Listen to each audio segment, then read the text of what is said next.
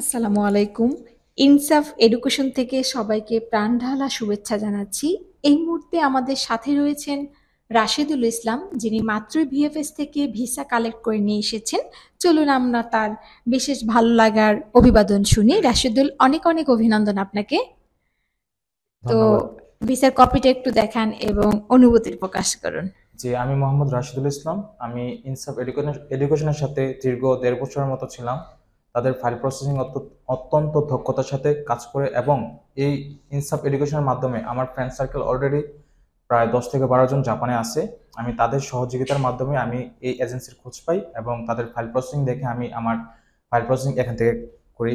আর আল্লাহর অশেষ রহমতে আজকে আমি জাপান এম্বাসি থেকে বিএফএস গ্লোবাল এর মাধ্যমে আমি ভিসা কালেক্ট করি। আসসালামু আলাইকুম। ওয়ালাইকুম আসসালাম।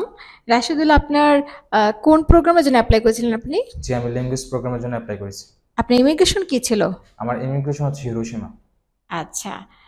জাপানে যাবার পরে ইনসাফ এডুকেশন কর্তৃপক্ষ একটা স্টুডেন্টকে কি কি সার্ভিস প্রোভাইড করে থাকে? যেমন আমাদের যারা স্টুডেন্ট অলরেডি জাপান পৌঁছেছে, আমাদের চেয়ারম্যান স্যার তাদের সবাইকে এয়ারপোর্ট থেকে পিক আপ করেছেন, এবং আমাদের যেমন পার্ট টাইম জব এগুলো ম্যানেজ করে দেয়।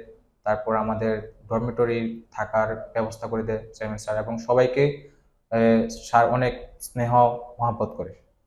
Thank you Rashedul. আবারও আপনার জন্য অনেক অনেক শুভকামনা থাকবে, ভালো থাকবেন, সুস্থ থাকবেন এই কামনাই করছি। জি, আসসালামু আলাইকুম।